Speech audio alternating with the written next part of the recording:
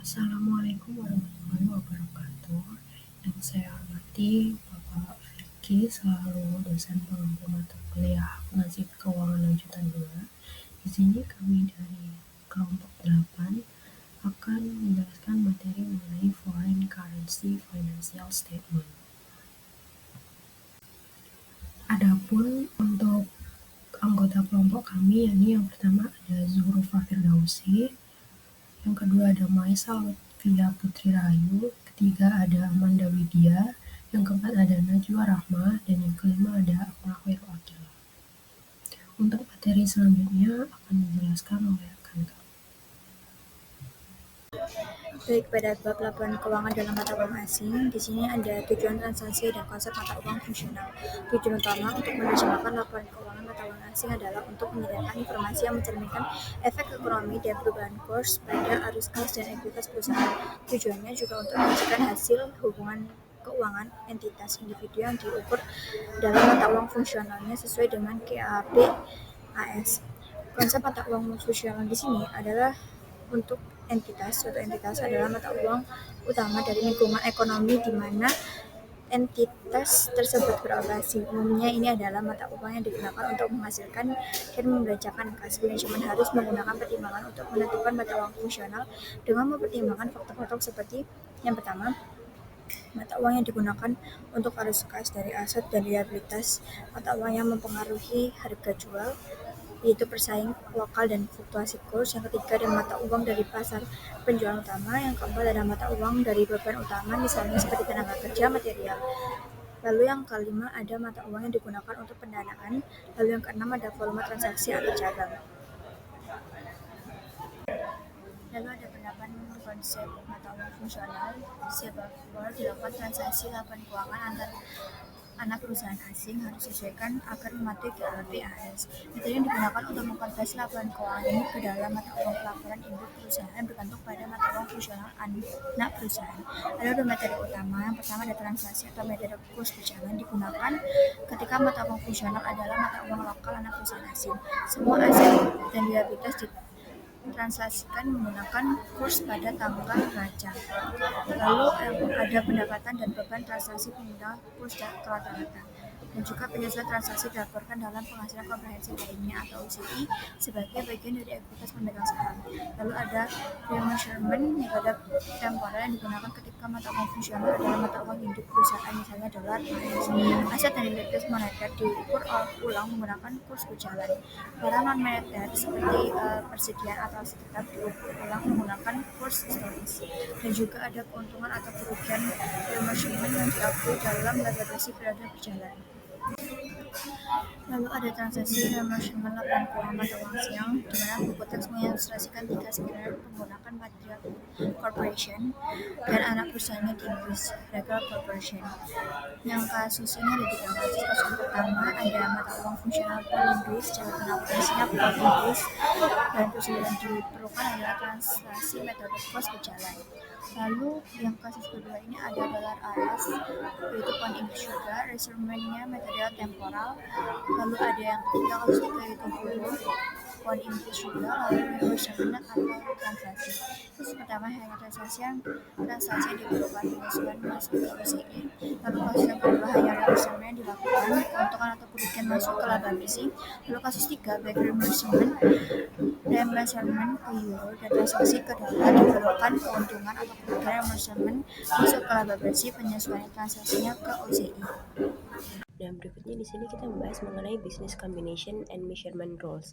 Jadi di slide ini membahas mengenai aturan pengukuran dalam business combination atau kombinasi bisnis yang melibatkan anak perusahaan asing. Ketika perusahaan induk itu mengakuisisi anak usaha di luar negeri, aset dan liabilitas yang dapat diidentifikasi itu perlu disesuaikan terlebih dahulu ke fair value atau nilai wajarnya menggunakan mata uang lokal anak perusahaan. Setelah nilai wajarnya ditentukan, barulah nilai tersebut itu diterjemahkan ke mata uang pelaporan perusahaan induk menggunakan kurs pada tanggal akuisisi. Selisih antar fair value dan nilai aset bersih yang sudah diterjemahkan atau diakuisisi tadi akan diakuisisi sebagai goodwill atau bagian purchase gain. Selanjutnya, apabila anak perusahaan mencatat pembukuan menggunakan mata uang yang berbeda dari functional currency-nya, maka diperlukan proses remeasurementnya item non moneter menggunakan kurs historis, sedangkan item moneter menggunakan kurs saat ini. Berbeda dengan translation, keuntungan atau kerugian dari remeasurement itu langsung mempengaruhi laba rugi di periode berjalan. Jadi poin utama dari slide ini adalah memahami bagaimana aset, liabilitas, dan selisih kurs itu diperlakukan dalam akuisisi internasional supaya laporan keuangan tetap sesuai standar dan mencerminkan nilai sebenarnya. Berikutnya di sini saya akan menjelaskan mengenai foreign currency translation concept. Jadi di slide ini kita membahas mengenai konsep penerjemahan mata uang asing dalam laporan keuangan. Perusahaan yang memiliki anak usaha di luar negeri itu biasanya menyusun laporan keuangan dalam functional currency, yaitu mata uang yang paling menggambarkan lingkungan ekonomi utama tempat mereka beroperasi. Namun, ketika mata uang fungsional anak perusahaan itu berbeda dengan mata uang pelaporan induk perusahaan, maka diperlukan proses translation atau penerjemahan mata uang. Dalam proses ini, aset dan liabilitas itu diterjemahkan menggunakan current exchange rate atau kurs saat ini. Sementara itu, akun ekuitas menggunakan historical rate, yaitu kurs pada saat transaksi awal terjadi. Untuk pos-pos dalam laporan laba rugi digunakan weighted average rate atau kurs rata-rata tertimbang selama periode berjalan. Selisih yang muncul akibat perubahan nilai tukar itu tidak dimasukkan sebagai laba rugi tetapi dilaporkan sebagai other comprehensive income atau OCI.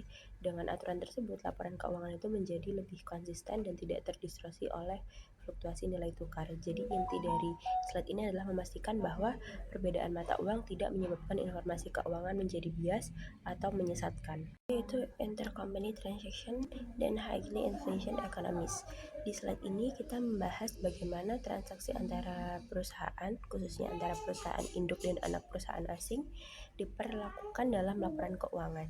Setiap transaksi itu harus dinilai berdasarkan functional currency masing-masing entitas. Misalnya, pinjaman atau uang muka itu bisa dianggap transaksi mata uang asing bagi salah satu pihak, tetapi tidak bagi pihak lainnya, tergantung pada mata uang fungsionalnya. Keuntungan atau kerugian selisih kurs akan diakui ketika transaksi tersebut diselesaikan atau ketika diperlukan proses remeasurement. Pada ekonomi yang sangat inflasioner, yaitu ketika tingkat inflasi kumulatif 3 tahun mencapai 100% atau lebih, maka mata uang lokal dianggap tidak stabil. Dalam kondisi ini, laporan keuangan anak perusahaan itu harus diremeasurement ke mata uang pelaporan perusahaan induk. Seluruh keuntungan atau kerugian selisih kurs yang muncul dari proses tersebut itu akan langsung masuk ke laba rugi periode berjalan. Tujuannya adalah untuk memastikan bahwa kondisi hiperinflasi tidak menyebabkan laporan keuangan konsolidasian ini menjadi bias atau tidak mencerminkan kondisi ekonomi yang sebenarnya. Kemudian mengenai metode ekuitas pada akuntansinya. Jadi, PAT itu kan mencatat investasinya di STAR pada nilai wajar 525.000 pada tanggal 31 Desember 2016 untuk melacak total nilai investasi mereka di STAR sebelum proses konsolidasi. Nah, PAT ini kemudian menggunakan metode ekuitas untuk mencatat anak perusahaannya di luar negeri. Laporan keuangan STAR yang telah digunakan oleh PAT itu ketika menerapkan metode ekuitas. Nah, untuk entry-nya untuk mencatat penerimaan dividen sebesar 30.000 pound sterling ini atau sebesar $42.600 dari STAR pada tanggal 1 Desember 2017 adalah sebagai berikut. Jadi, jurnalnya itu cash pada debit dan investment in STAR pada kredit. Lalu, ketika PAT menerima dividen, ini ketika nilai tukar itu sebesar $1,42, sehingga dividen yang harus dibayarkan oleh STAR itu juga harus diubah ke dalam dolar pada nilai tukar yang saat ini berlaku ketika dividen itu dibayarkan, yaitu sebesar $1,42 tadi. Nah, PAT mengaku ekuitasnya dalam pendapatan STAR dari tahun 2017 dalam entry yang juga mengakui kerugian STAR yang belum diakui atas translasi, atas nilai tukarnya. Jadi, entry-nya itu ada investment in STAR dan other comprehensive income pada debit, Kemudian pada kreditnya itu ada income from Star.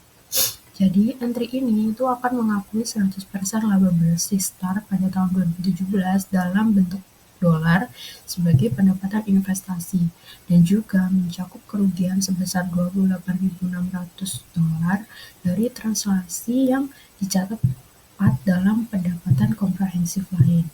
Nah, pendapatan yang dilaporkan sebesar 121.800 itu akan dikurangi dengan kerugian sebesar 28.600 dari transaksi sama dengan peningkatan investasi sebesar 93.200 dari operasi Star. Baik, untuk materi selanjutnya mengenai konsolidasi. Jadi, dalam buku chapter 14 ini, Pat itu melaporkan pendapatan dari Star itu sebesar 107.300. Nah, ini tuh merupakan bagian dari pendapatan Star yang telah dilaporkan sebesar 121.800 yang kemudian dikurangi dengan amortisasi paten yang belum tercatat, yakni sebesar 14.500. Nah, saldo akun investasi di Star itu sebesar 551.600 sesuai dengan rekonsiliasi yang disajikan sebelumnya. Nah, PAT juga memiliki saldo penyesuaian ekuitas sebesar 38.100 yang sama dengan penyesuaian ekuitas Star sebesar 28.600 yang dicatat oleh PAT ketika menerapkan metode ekuitas untuk mencatat investasinya di Star dan juga dimasukkan dalam laporan keuangan Star yang telah ditranslasikan. Nah, penyesuaian ekuitas itu sisanya sebesar 9.500 terkait dengan paten yang belum dicatat, yang hanya dicatat oleh PAT. Nah, untuk prosedur untuk mengonsolidasi anak perusahaan asing itu sama dengan prosedur yang diperlukan untuk mengkonsolidasi anak perusahaan domestik. Adapun entry kertas kerjanya itu yang A itu ada yang pertama kita itu perlu jurnal income from Star pada debitnya, lalu yang pada kreditnya itu ada dividen dan juga investment in Star. Nah, lalu untuk jurnal yang keduanya untuk mengeliminasi saldo ekuitas dan investasi resiprokal pada jumlah awal periode dan memasukkan saldo paten awalnya itu pada debit itu ada retained earnings, terus kemudian ada capital stock dan juga paten. Nah, untuk kreditnya itu ada investment in Star. Lalu untuk yang ketiga, untuk menyesuaikan akun investasi di Star untuk kerugian translasi yang belum direalisasi, mengeliminasi kerugian translasi yang belum direalisasikan untuk paten, dan mengeliminasi akun ekuitas pemegang saham Star yang tersisa, itu jurnalnya pada debitnya itu merupakan investment in Star, lalu pada kreditnya ada paten dan other comprehensive income. Baik, di sini saya selanjutnya akan membahas mengenai the equity method and consolidation.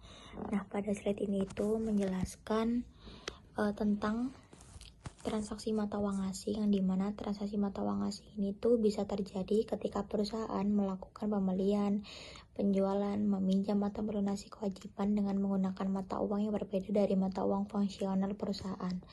Dalam akuntansi sendiri itu ada beberapa jenis kurs yang digunakan seperti spot trade yaitu kurs pada tanggal transaksi, kemudian forward untuk penyelesaian di masa depan, serta historical rate yaitu kurs pada saat transaksi awal terjadi. Nah, ketika transaksi pertama kali dicatat ini, perusahaan menggunakan spot rate pada tanggal transaksi, lalu pada akhir periode pelaporan, semua pas moneter seperti piutang atau utang itu masih ada dalam mata uang asing yang seharusnya disesuaikan kembali menggunakan closing rate. Nah, selisih nilai akibat perubahan kurs inilah yang nantinya akan diakui sebagai keuntungan atau kerugian selisih kurs di laporan rugi. Jadi intinya pada slide itu kita fokus pada bagaimana perusahaan mencatat transaksi mata uang asing mulai dari pengakuan awal sampai penyesuaian nilai dari akhir periode. Selanjutnya di sini ada hedging, net investment, and limit on translation adjustment. Nah, pertama di sini tuh ada hedging and net investment in a foreign SOET. yang dimana ada contoh perusahaan ini memiliki anak usaha di luar negeri biasanya menghadapi risiko perubahan skor. Untuk melindungi nilai investasi tersebut, perusahaan ini dapat melakukan hedging biasanya melalui pinjaman mata uang asing atau instrumen lain yang pergerakannya berlawanan dengan nilai aset bersih anak perusahaan. Nah, keuntungan atau kerugian dari hedging ini tuh tidak termasuk dalam laba rugi, tetapi dicatat di Other Comprehensive Income atau OC sebagai bagian dari Cumulative Transaction Adjustment. Tujuannya sendiri itu untuk menjaga stabilitas ekuitas dari fluktuasi nilai tukar. Nah, selanjutnya di sini ada limit on gain or loss from transaction adjustment. Ini tuh merupakan batasan yang digunakan untuk menegaskan bahwa jumlah keuntungan atau kerugian hedging ini boleh diakui dalam OC hanya sebesar penyesuaian transaksi yang muncul dari ekuitas anak perusahaan, yang artinya hedging ini tidak boleh menghasilkan laba atau rugi yang lebih besar dari dampak perubahan kurs pada investasi itu sendiri. Namun aturan ini itu dibuat agar perusahaan tidak menggunakan hedging secara berlebihan untuk memanipulasi hasil ekuitas. Jadi keseluruhan kedua konsep dalam hedging ini tuh bertujuan agar bisa menjaga perlindungan nilai investasi tetap realistis dan tidak disalahgunakan. Jadi selanjutnya ada hedging investment in a foreign entity. Jadi perusahaan Amerika dengan investasi asing dapat menandatangani kontrak valuta asing berjangka atau transaksi mata uang asing lainnya untuk mengimbangi dampak fluktuasi mata uang asing terhadap investasi bersih mereka di investasi asing tersebut. Nah, keuntungan dan kerugian yang timbul dari transaksi mata uang asing yang ditetapkan sebagai dan efektif sebagai lindung nilai ekonomi atas investasi bersih anak perusahaan asing dicatat sebagai penyesuaian translasi ekuitas pemegang saham. Klasifikasi sebagai penyesuaian translasi berarti bahwa keuntungan kerugian transaksi ini dimasukkan dalam laporan laba rugi komprehensif dan dikecualikan dari penentuan laba bersih.